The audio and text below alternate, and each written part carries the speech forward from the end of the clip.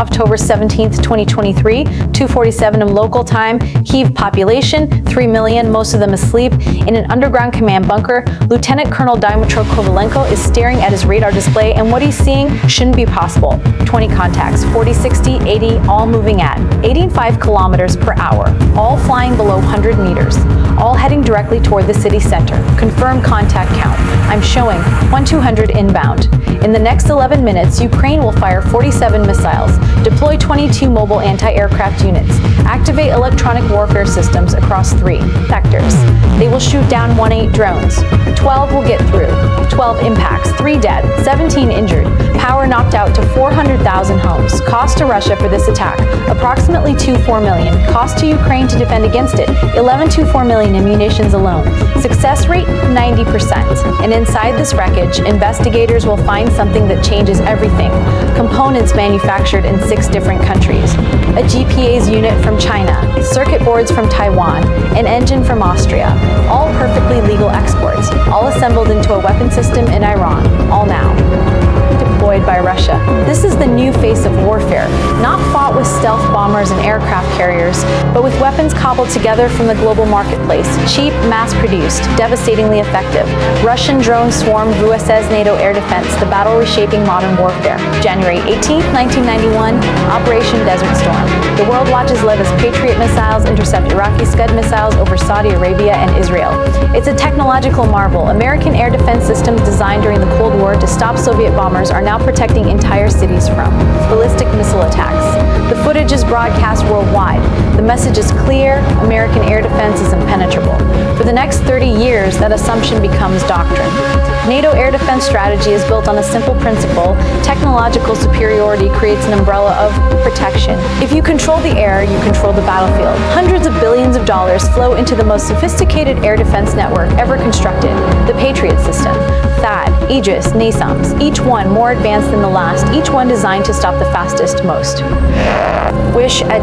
sophisticated threats imaginable. A modern Patriot PAC-3 missile can intercept a ballistic missile traveling at Mach 10 over 12,000 kilometers per hour. It can track 100 targets simultaneously. Its radar can detect threats from 170 kilometers away.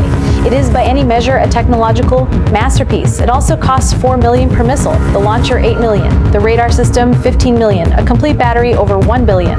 But that's acceptable because it works, because it keeps entire cities safe, because nothing can get through, and then someone changed the rules. Not by building something more sophisticated, but by building something simpler, cheaper, and building it in massive numbers. Meet the Shahed-136 in Persian. Shade means witness.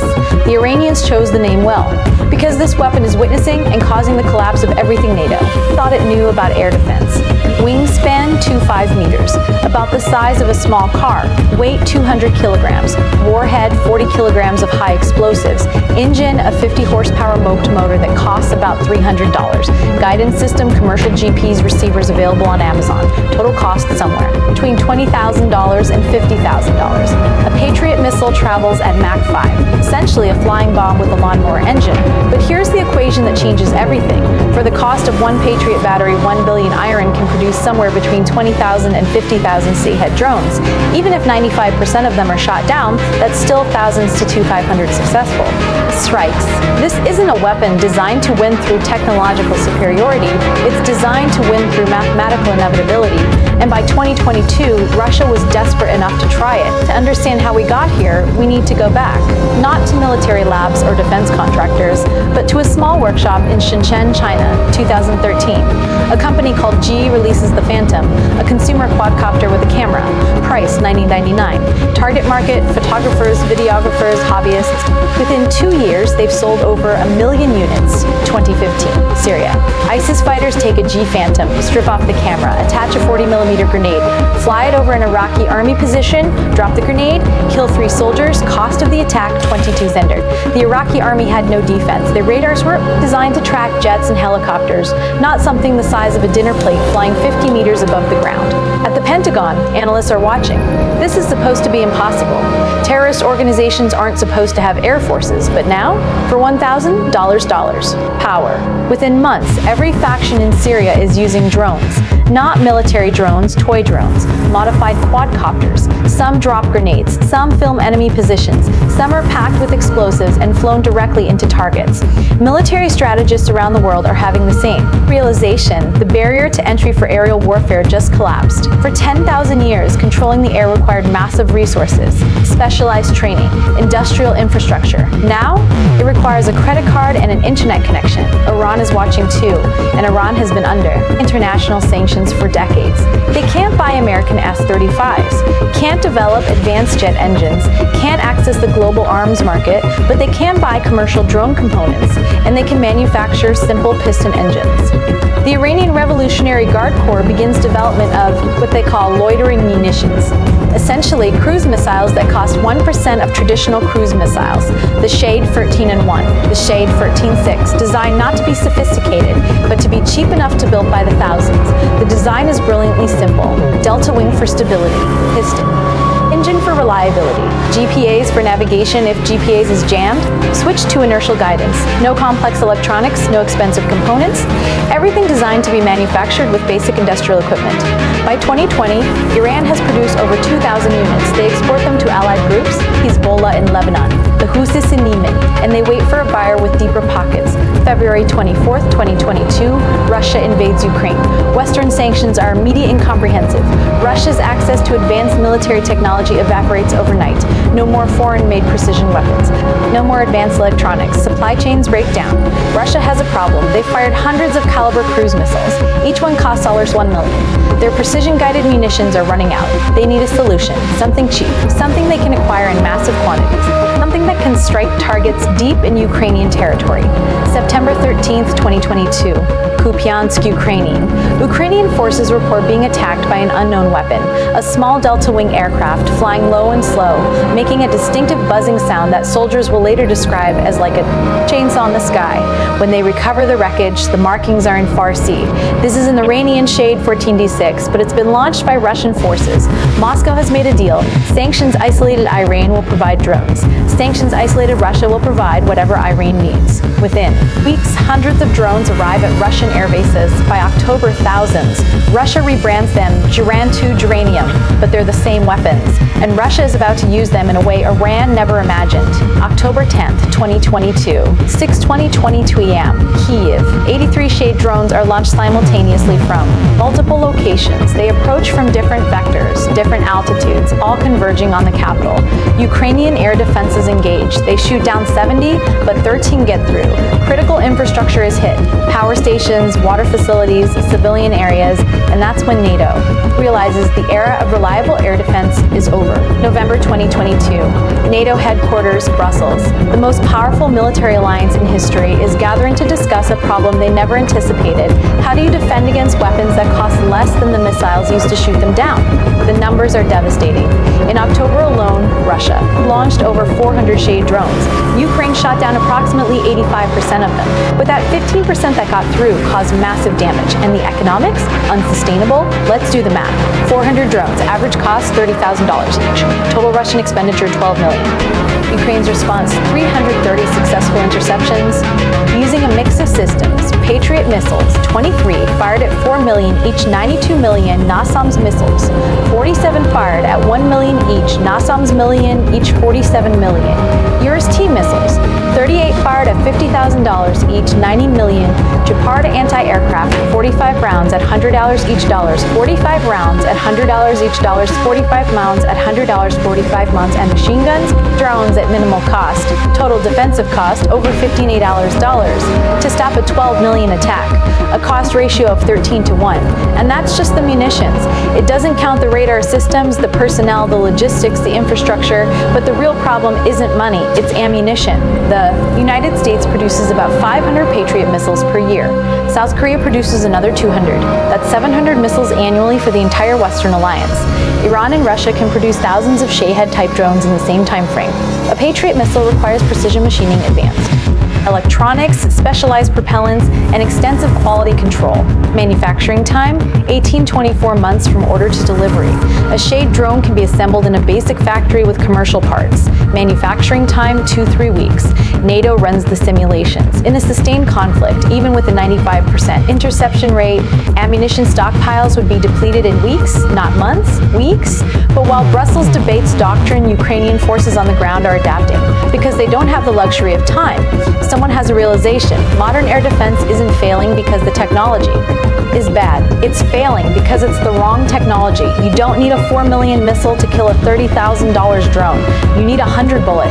The Gepard, a German anti-aircraft system from the 1970s, was considered obsolete, retired from service, destined for museums. It fires 35 millimeter rounds at 500 rounds per minute. Each round costs about $100, range 3-4 kilometers. It was designed to shoot down low-flying jets and helicopters in the Cold War. Against slow-moving drones, it's devastating. A single Gepard can engage and destroy multiple drones for a few $1,000s in ammunition. Suddenly, Germany is pulling 50 Gepards out of storage and shipping them to Ukraine. Across Ukrainian positions, soldiers are improvising, mounting heavy machine guns on trucks, setting up nests of 12,000 7mm anti-aircraft guns, even using hunting shotguns for drones flying low enough. In one documented case, a Ukrainian soldier shot down a Shade with a shoulder-fired anti-tank weapon, a weapon designed for tanks used against a drone. Cost $15,000 for the missile, but it worked. The second layer of defense, electronic warfare. Most cheap drones rely on GPA's navigation, jam the GPA signal, and they become lost, flying in circles or crashing. Ukraine deploys mobile jamming stations, powerful radio transmitters that can blind GPA signals across tens of kilometers. Russian drones start behaving erratically. Some turn back, some crash, some fly into empty fields. But Russia adapts too. New batches of drones arrive with backup navigation systems, inertial guidance units, visual terrain recognition. The electronic warfare becomes a back-and-forth jam, adapt, jam again. Third innovation, don't just rely on radar. Use your ears. Shade drones make a distinctive sound. That buzzing chainsaw noise. Ukrainian engineers deploy acoustic sensors, microphones that can triangulate a drone's position by sound alone.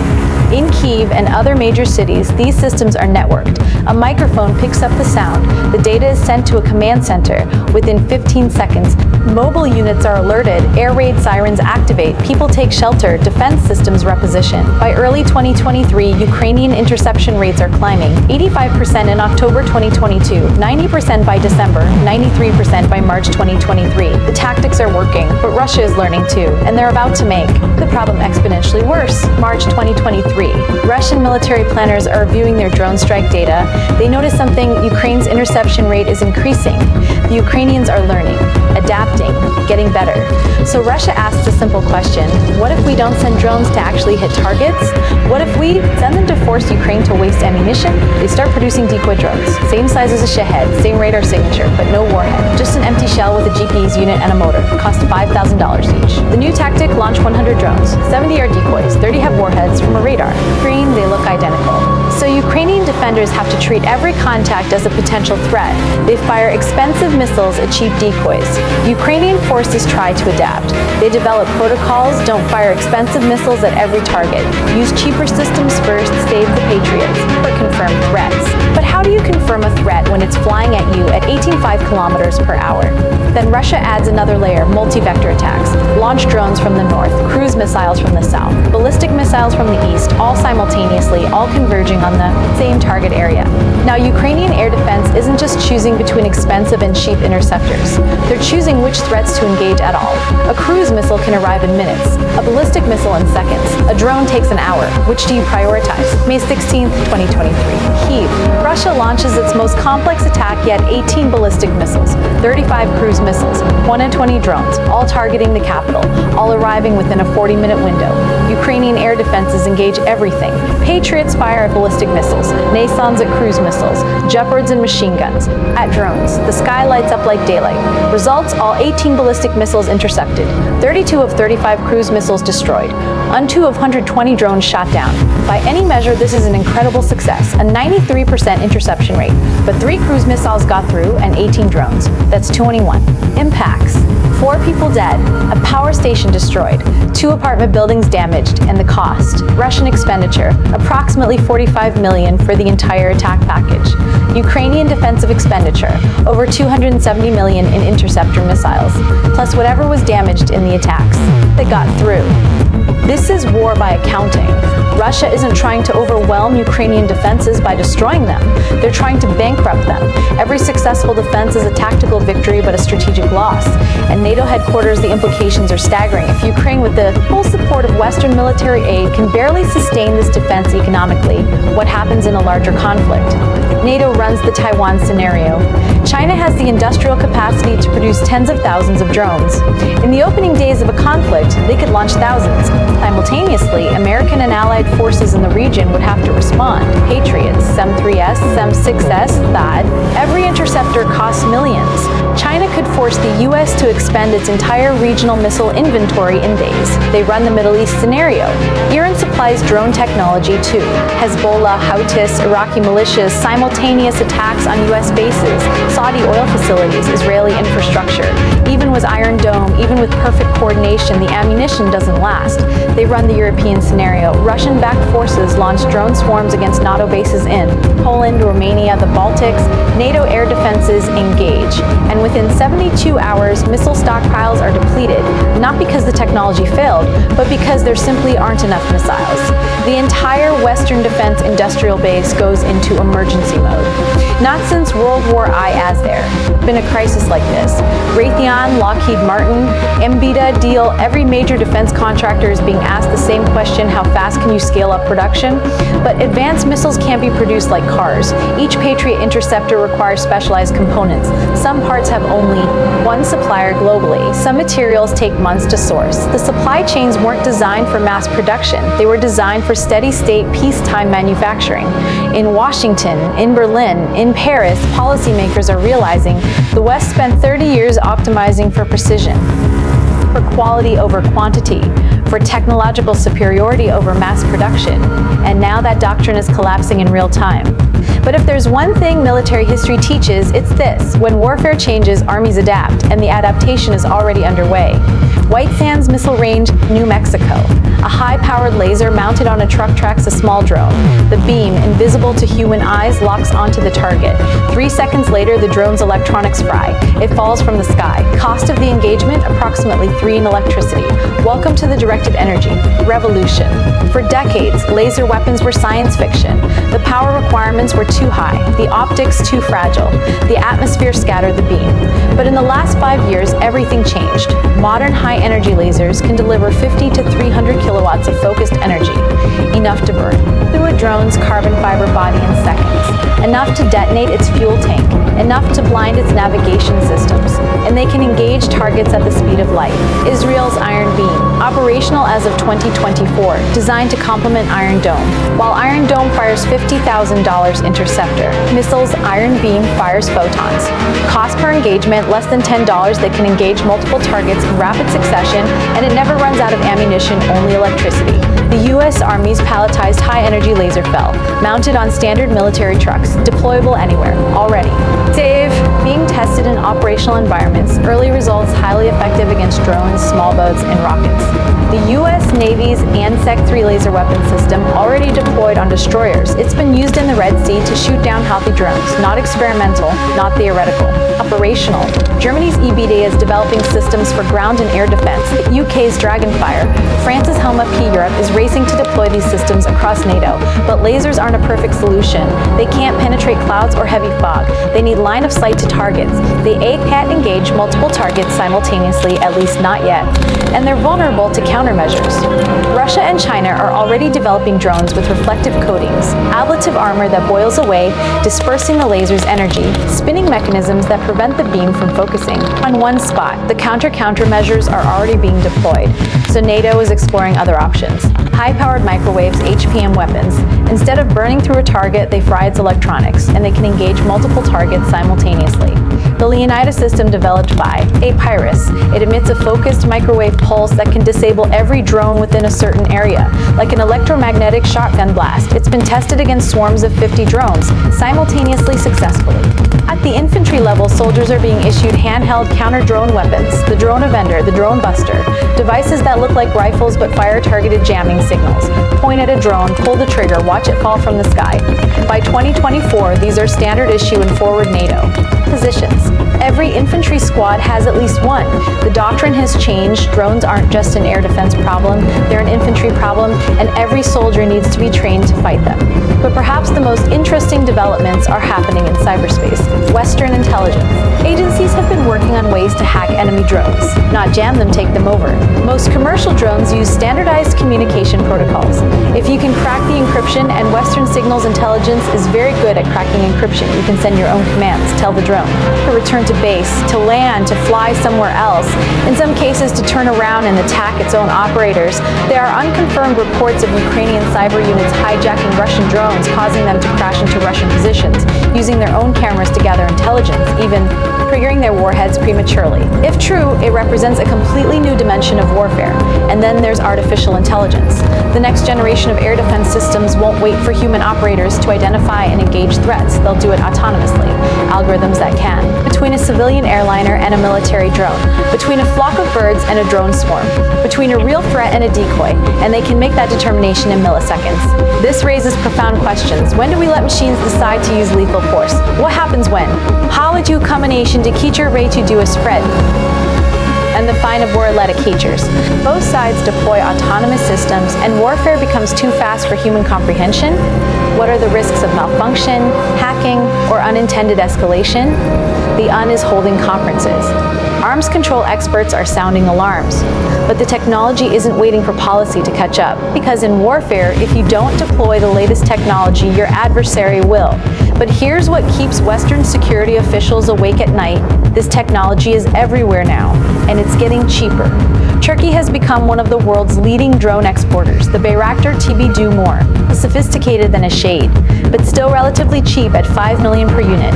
They've been sold to Ukraine, Azerbaijan, Poland, Morocco, and a dozen other countries. Turkish drones have been used in Syria, Libya, Nagorno-Karabakh, and Ukraine. They've changed the outcomes of multiple conflicts.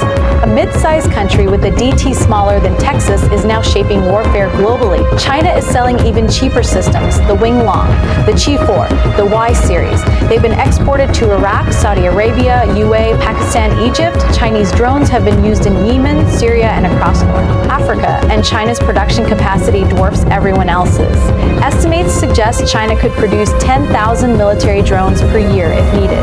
By comparison, the entire Western alliance produces maybe 500 high-end drones annually.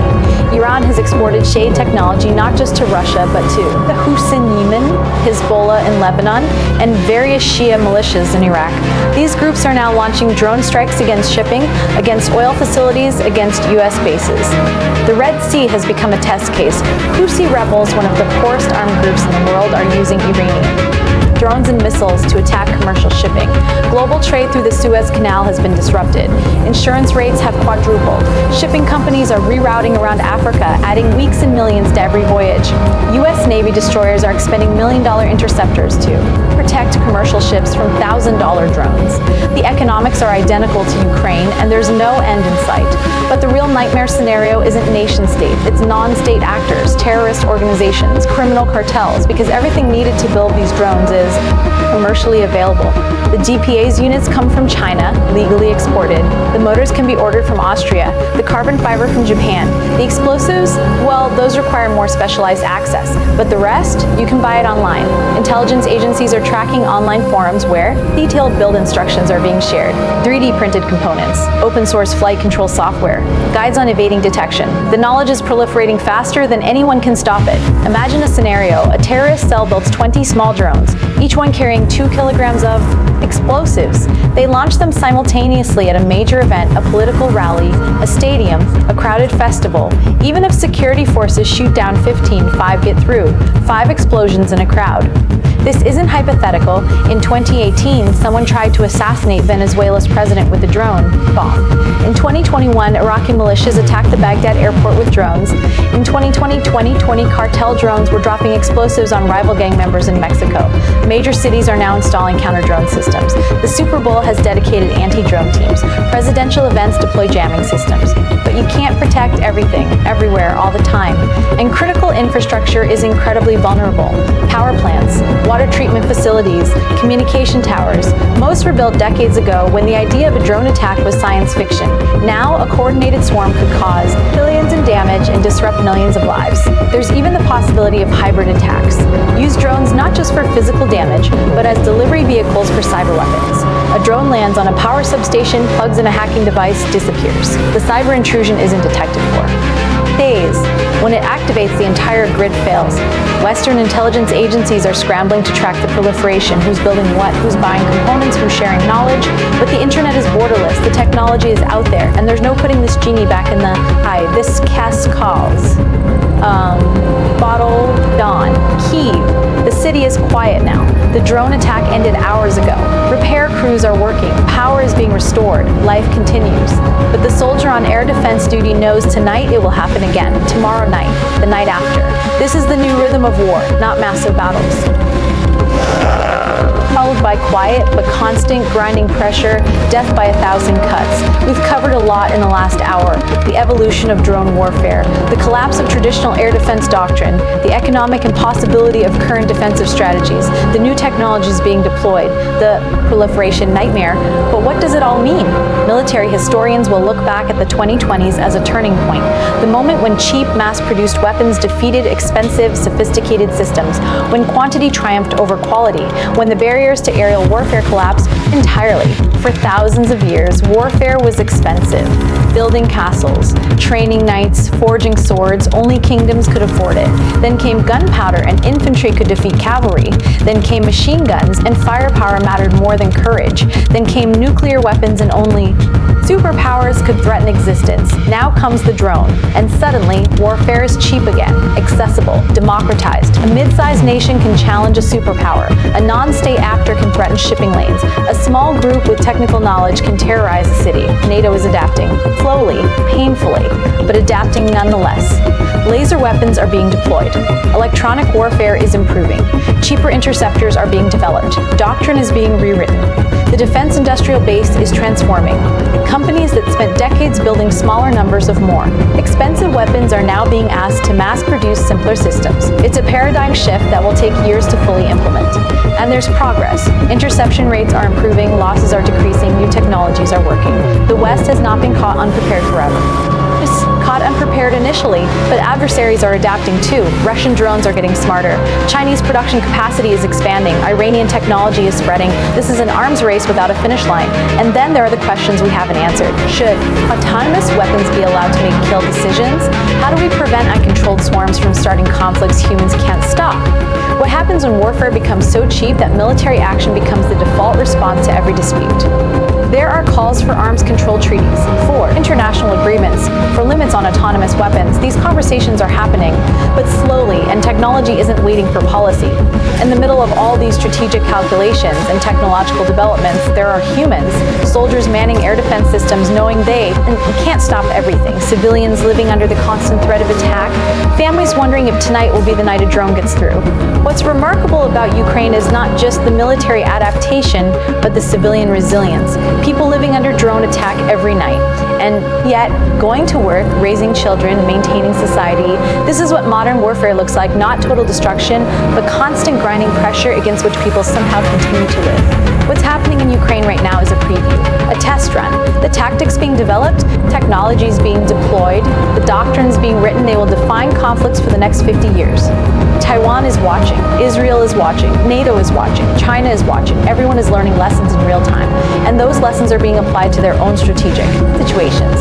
The age of total air superiority is over. The age of perfect defense is over. We're entering an era where the sky is contested by machines, cheap machines, smart machines, machines that will only get better, faster, more autonomous. The battle between the swarm and the shield will. No, defying 21st century warfare, it's happening right now over Ukrainian cities in the Red Sea across conflict zones worldwide. And the outcome will determine the security architecture of the entire planet. A 5,500 drone versus a 3 billion air defense system. It sounds like an absurd mismatch.